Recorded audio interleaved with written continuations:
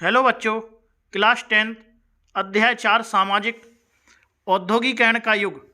इस वीडियो में हम अध्याय 4 के वस्तुनिष्ठ प्रश्न हल करेंगे जो आपके वार्षिक परीक्षा की दृष्टि से बहुत ही महत्वपूर्ण हैं। हम जो वस्तुनिष्ठ हल कर रहे हैं यह आपके वार्षिक परीक्षा के लिए हैं और इससे बाहर आने की संभावना नहीं है। आप वीडियो को जरूर ध्यान से देखें। आइए स्टार्ट करते हैं। पहला क्वेश्चन है, प्राच्य से क्या अभिप्राय है? तो प्राच्य जो होता है यह भूमध्य सागर के पूर्व में स्थित देश को कहते हैं। तो भूमध्य सागर के पूर्व में जो देश स्थित होते हैं उनको हम प्राच्य के नाम से जानते हैं। तो प्राच्य से क्या अभिप्राय है? तो प्राच्य भूमध्य सागर के पूर्व में स्थित देशों को कहते हैं। अगला क्वेश्चन है हमारा, इंग्लैंड में औद्योगिकरण प्रारंभ हुआ। तो इंग्लैंड में जो औद्योगिकरण प्रारंभ हुआ था यह 18वीं शताब्दी में प्रारंभ हुआ था। तो हम कहेंगे कि इंग्लैंड में औद्योगिकरण का प्रारंभ 18वीं सदी में हुआ। अगला क्वेश्चन है हमारा, तीसरा क्वेश्चन है, मुंबई में प्रथम कपड़ा मिल स्थापित हुई। तो मुंबई में प्रथम कपड़ा मिल कब स्टार्ट हुई थी? इसकी कब स्थापना हुई थी? तो इसकी स्थापना 1854 ईस्वी में हुई थी। कब हुई थी? 1854 ईस्वी में मुंबई में प्रथम कपड़ा मिल की स्थापना हुई थी। आइए अगला क्वेश्चन देखते हैं। चौथा क्वेश्चन है हमारा, ब्रिटेन के सबसे बढ़ते उद्योग कौन से थे? तो ब्रिटेन में जो उद्योग बढ़ रहे थे उस टाइम पे, जो ब्रिटेन में सबसे ज़्यादा उद्योग किसके बढ़ रहे थे? तो ब्रिटेन में सूती कपड़ा और इस्पात उद्योग बढ़ रहे थे उस टाइम पे। कौन से बढ़ रहे थे? सूती कपड़ा और इस्पात उद्योग बढ़ रहे थे। अगला पांचवा क्वेश्चन है, फिनिशिंग सेंटर के रूप में कौन सा शहर जाना जाता है? तो फिनिशिंग सेंटर जो है वो लंदन जाना जाता है। कौन सा सेंटर जाना जाता है? लंदन। तो फिनिशिंग सेंटर के रूप में कौन सा शहर जाना जाता है? तो फिनिशिंग सेंटर के रूप में लंदन को फिनिशिंग सेंटर कहते हैं। अगला क्वेश्चन है हमारा, छठवां क्वेश्चन है, स्पिनिंग जेनी ने किस प्रक्रिया में वृद्धि की? तो स्पिनिंग जेनी ने फताई, क्या है? फताई प्रक्रिया में वृद्धि की।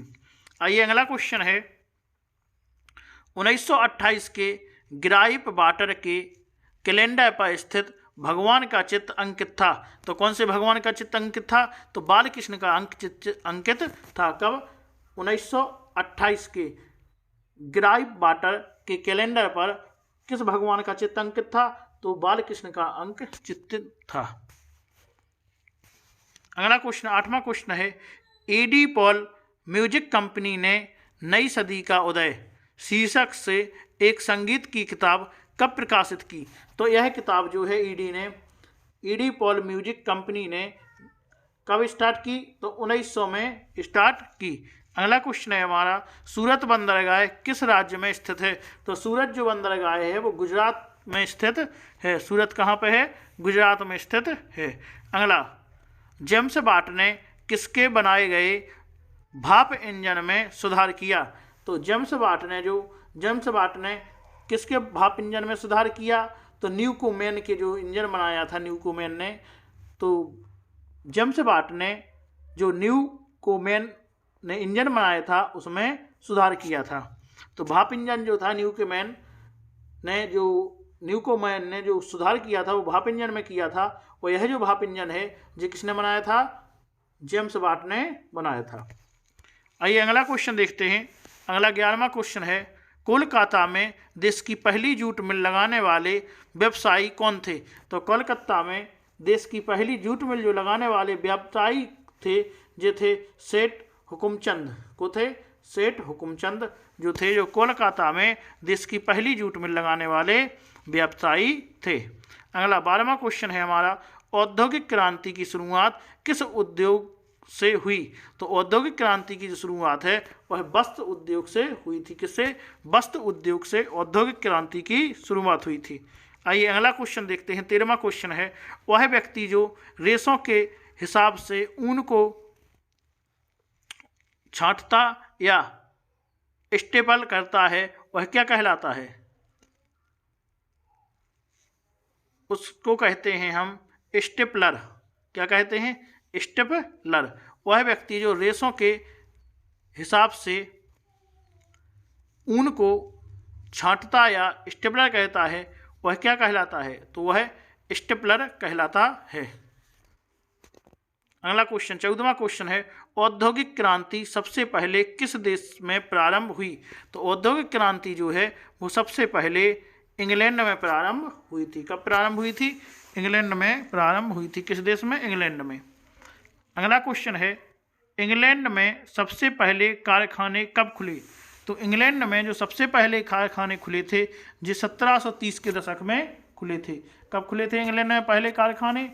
तो इंग्लैंड में जो कारखानों की शुरुआत हुई थी जो 1730 के दशक में हुई थी। अगला क्वेश्चन है हमारा 16वां क्वेश्चन है, स्पिनिंग जेनी मशीन किसने बनाई थी? तो स्पिनिंग जेनी जो मशीन है जे जेम्स हरग्रीव्ज ने बनाई थी। किसने? जेम्स हरग्रीव्ज ने बनाई थी। कौन सी मशीन बनाई थी? Spinning jenny machine. Spinning jenny machine बनाई थी।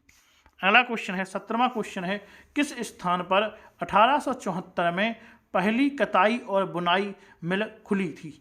तो किस स्थान पर 1774 में पहली कताई और बुनाई मिल खुली थी? तो जी मद्रास चेन्नई में खुली थी। कहाँ पे? मद्रास चेन्नई में खुली थी। क्या काय की मिल थी? कताई और बुनाई की। कब खुली थी? 1774 में खोली गई थी। अगला क्वेश्चन है 18वां क्वेश्चन है, देश की पहली जूट मिल 1885 में किस राज्य में स्थापित की गई थी? देश की पहली जूट मिल 1885 में किस राज्य में स्थापित की गई थी? तो देश की जो पहली जूट मिल है जो 1885 में बंगाल में स्थापित की गई थी। कब? बंगाल में स्थापित की गई थी। कहाँ पे स्थापित की गई थी? बंगाल में स्थापित की गई थी। अगला क्वेश्चन है 19वां क्वेश्चन है, जे एन टाटा ने भारत का पहला लोहा एवं इस्पात संयंत्र जमशेदपुर में किस वर्ष में स्थापित किया गया था? तो जे एन टाटा ने किसने किया था? जे एन टाटा ने भारत का पहला लोहे एवं इस्पात संयंत्र जमशेदपुर। क्वेश्चन बन के आ सकता है कि भारत का पहला लोहे एवं इस्पात संयंत्र कहाँ स्थापित है? तो यह है जमशेदपुर में। और किसने स्थापित किया था? जे एन टाटा ने। कब स्थापित किया था? 1912 में। कब स्थापित किया था? 1912 में स्थापित किया था। कौन सा संयंत्र है? लोहे एवं इस्पात संयंत्र। कहाँ पे? जमशेदपुर में। किसने? जे एन टाटा ने। भारत का पहला। तो ये पॉइंट आपको याद रखना है, यहाँ से क्वेश्चन बन सकते हैं। अगला 20वां क्वेश्चन है, नए उपभोक्ता तैयार करने के लिए कौन सा तरीका है? तो नए उपभोक्ता तैयार करने के लिए हम विज्ञापन के माध्यम से नए उपभोक्ता तैयार कर सकते हैं। तो कौन सा तरीका है? विज्ञापन देना, मतलब प्रचार करना। प्रचार करने से नए जो यूजर्स हैं वो बढ़ जाते हैं। अगला 21वां क्वेश्चन है, नए युग का पहला प्रतीक किस उद्योग को कहा जाता है? तो नए युग का पहला प्रतीक जो है वो कपास उद्योग को कहा जाता है। किसका पहला प्रतीक किस उद्योग को कहा जाता है? तो कपास उद्योग को पहला प्रतीक कहा जाता है। 22वां क्वेश्चन है, 19वीं सदी की शुरुआत में इंग्लैंड में भाप के कितने इंजन थे? तो इंग्लैंड में जो भाप के इंजन थे वो 321। कितने? 321 भाप के इंजन थे इंग्लैंड के पास उस समय पे। अगला 23वां क्वेश्चन है, रस्सियों और पुलियों के जरिए चलने वाला यांत्रिक औजार क्या कहलाता है? तो रस्सियों और पुलियों के जरिए चलने वाला जो यांत्रिक औजार है जे फ्लाई शटल कहलाता है। कौन सा? फ्लाई शटल कहलाता है।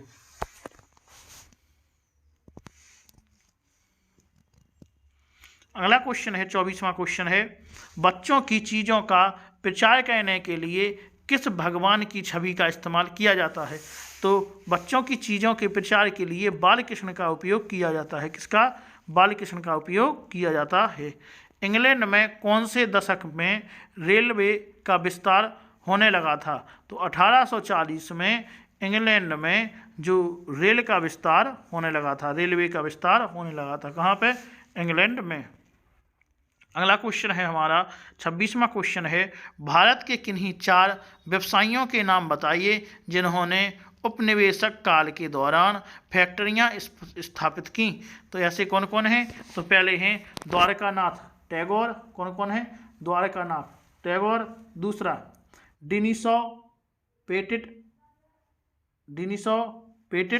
तीसरा जमशेदजी नुसखानजी टाटा। और चौथे हैं सेठ हुकुमचंद। कौन से हैं? सेठ हुकुमचंद। अगला क्वेश्चन है 27वां। गिल्ड्स किसके संगठन होते हैं? तो उत्पादकों के जो संगठन हैं, उत्पादकों के संगठन जो हैं वो गिल्ड्स कहलाते हैं। क्या? गिल्ड्स कहलाते हैं। अगला 28वां क्वेश्चन है कौन सा बंदरगाह भारत खाड़ी और लाल सागर के बंदरगाह से जुड़ा था? तो कौन सा बंदरगाह भारत खाड़ी और लाल सागर के बंदरगाह से जुड़ा था? तो जो है सूरत बंदरगाह है। कौन सा था? सूरत बंदरगाह जो था यह बंदरगाह खाड़ी और लाल सागर की बंदरगाह से जुड़ा था। अगला क्वेश्चन है हमारा 29वां क्वेश्चन है उद्योगपति नए मजदूरों की भर्ती के लिए क्या करते थे? तो एक जॉबर निकालते थे। क्या करते हैं? एक जॉबर निकालते थे। उद्योगपति जो नई भर्ती करनी थी, नए मजदूरों की भर्ती करनी थी, तो उसके लिए क्या था? एक जॉबर। अगला क्वेश्चन है हमारा 30वां। भाई भोंसले बम्बई के कहाँ के कार्यकर्ता थे? तो भाई भोंसले जो थे वो बम्बई के कहाँ के कार्यकर्ता थे? तो ये ट्रेड यूनियन के कार्यकर्ता थे। कौन से? ट्रेड यूनियन के कार्यकर्ता थे। कौन से? ट्रेड यूनियन के कार्यकर्ता थे। अगला क्वेश्चन है हमारा 31वां क्वेश्चन है 1760 के दशक में ईस्ट इंडिया कंपनी ने किस राज्य में राजनीतिक सत्ता स्थापित की थी?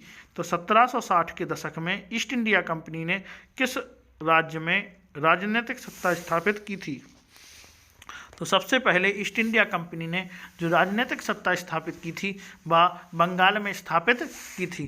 कहाँ पे? बंगाल में। कब? 1760 में।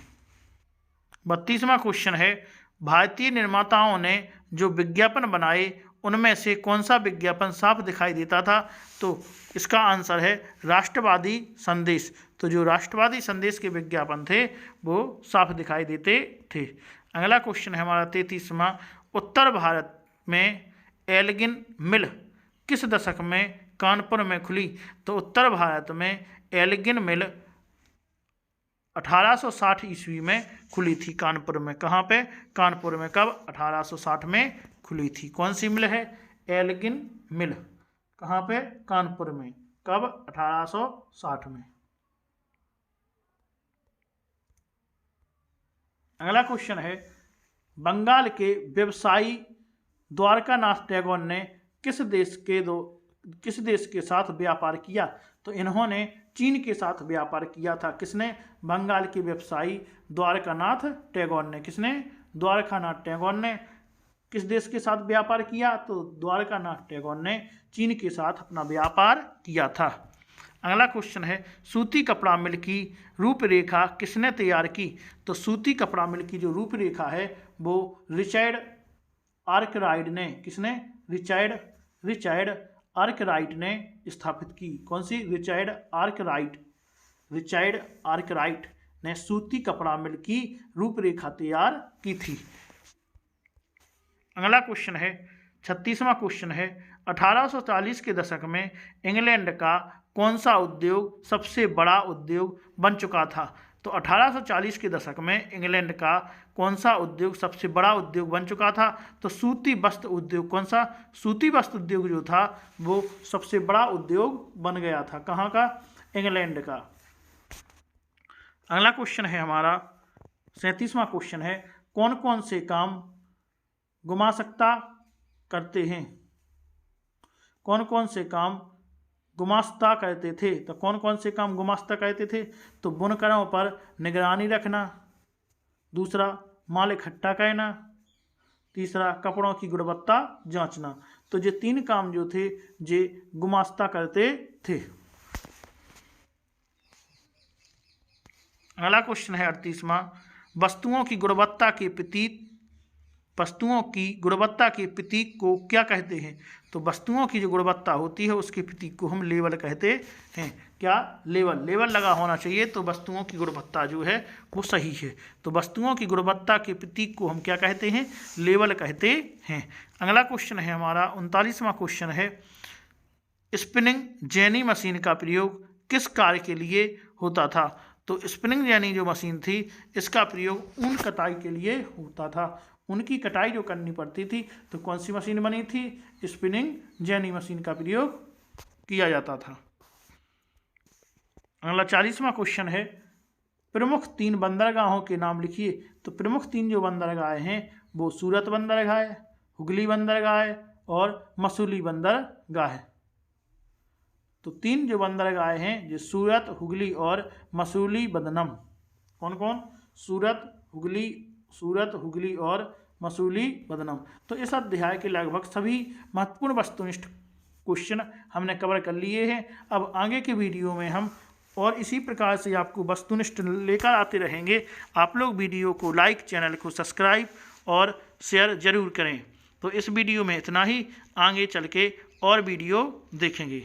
धन्यवाद।